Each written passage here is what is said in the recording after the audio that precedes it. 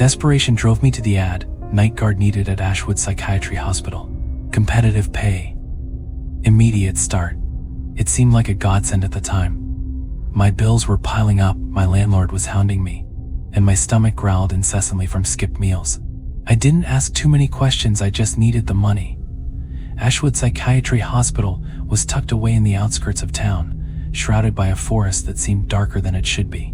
The place had a reputation, stories of mysterious disappearances, inexplicable sounds, and patients who spoke of seeing things no one else could. I didn't believe in ghost stories though. I believed in survival, and the paycheck they offered was more than enough to silence my doubts. When I arrived, the building loomed like a fortress from another century.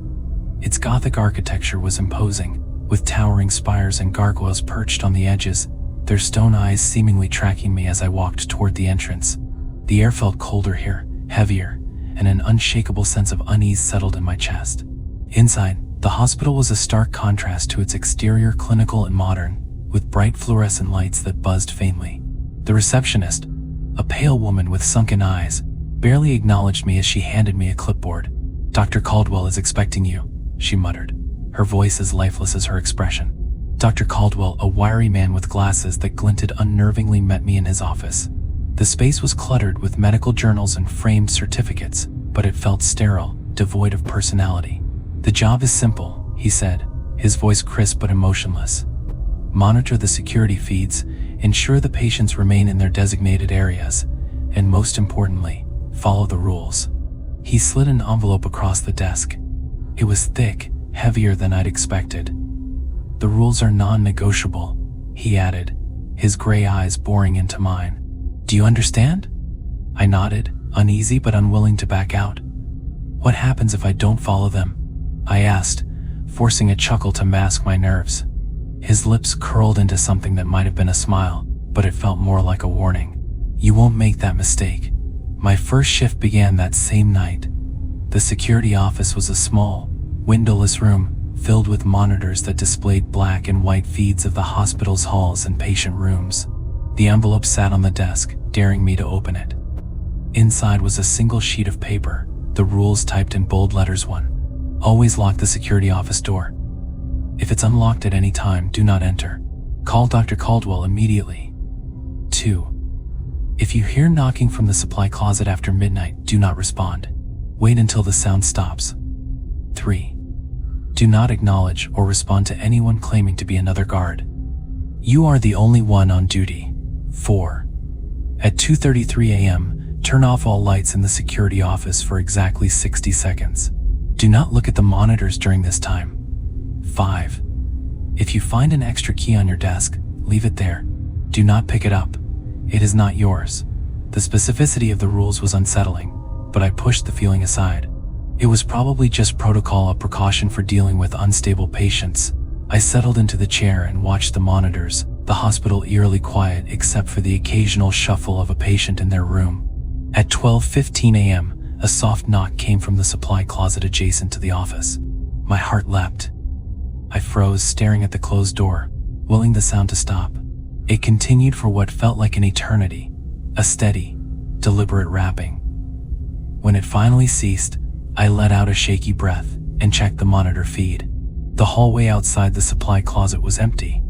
By 2:33 a.m., my nerves were frayed.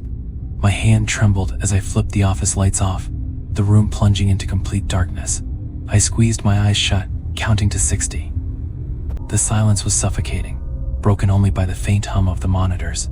When I flipped the lights back on, the office looked the same, except for a single, old-fashioned key lying in the middle of my desk. My stomach turned. Rule 5. I left it there, untouched. By the fourth night, the hospital's oppressive atmosphere had started to wear on me. The rules became harder to follow as my paranoia grew. Every sound, every flicker of the monitors, set my heart racing. The supply closet knocks became more frequent, almost rhythmic. One night, I could have sworn I heard a voice whispering my name between the knocks. At 1 a.m. on my fifth shift, I noticed something on the monitors. A figure stood at the end of the west corridor, just outside the patient rooms. It was tall, too tall, its limbs unnaturally long and thin. Its face was obscured by shadows. I stared at the screen, my breath catching in my throat. The figure didn't move but seemed to be looking directly at the camera. I checked the other feeds, desperate to distract myself, but when I returned to the west corridor view, the figure was gone. That same night, I made the mistake of unlocking the security office door. I don't know why I did it. Maybe I wanted to prove to myself that nothing would happen. But as soon as I turned the lock, the lights flickered and a cold draft swept through the room. When I turned back to the monitors, the figure from the west corridor was now standing in the hallway outside the office. My vision blurred, and when I blinked, the figure was gone. On the 7th night, I broke another rule. The knocking from the supply closet was louder than ever, and I couldn't resist the urge to investigate. Flashlight in hand, I stepped into the hallway. The door to the supply closet was slightly ajar, revealing darkness beyond. "Hello." My voice echoed unnaturally. No response. I pushed the door open wider. Inside was a staircase descending into darkness. This made no sense. The supply closet was on the ground floor, and no blueprints I'd seen mentioned a basement. Against my better judgment, I stepped inside, the door creaking shut behind me. My flashlight barely penetrated the darkness, and the air grew colder with each step. At the bottom of the stairs, I found a room filled with hospital beds. Each bed held a figure covered in a thin white sheet. The air reeked of decay. I approached one of the beds, my hand shaking as I pulled back the sheet. Beneath it was a mirror, reflecting not my own face but the twisted, grinning visage of something inhuman. I stumbled backward, and the lights flickered. The beds were empty now, but the figures were standing, their blank faces all turned toward me. When I finally escaped the basement and returned to the security office, Dr. Caldwell was waiting for me. His usual cold demeanor was replaced by something I hadn't seen before: fear. "You shouldn't have gone down there," he said, his voice trembling. "You've opened a door that cannot be closed." He explained the truth about Ashwood Psychiatry Hospital. It wasn't a place of healing but a containment facility for entities that defied explanation. The rules weren't just for my safety, they were to maintain the fragile barrier between this world and something far darker.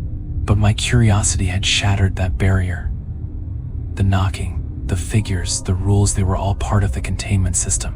By breaking them, I had invited the darkness to spread. On my final shift, the envelope was empty. No rules, no instructions, just a blank sheet of paper. The monitors flickered, showing glimpses of things that shouldn't exist. Faces pressed against the screens, shadows that moved without light, and the knocking that now came from every door in the hospital.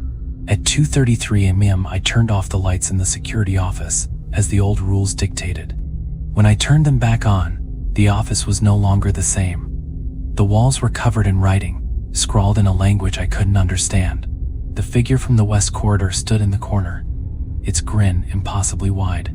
"You invited us," it said, its voice a chorus of whispers. "Now you'll join us." The lights went out again, and I felt cold hands grip my shoulders. When I woke, I was no longer in the hospital. I was in a room with no windows, no doors, just a single monitor showing my own terrified face. The whispers returned, louder now, and a voice spoke clearly for the first time. "You're one of us now." Ashwood Psychiatry Hospital wasn't a hospital. It was a doorway, and now I was on the other side.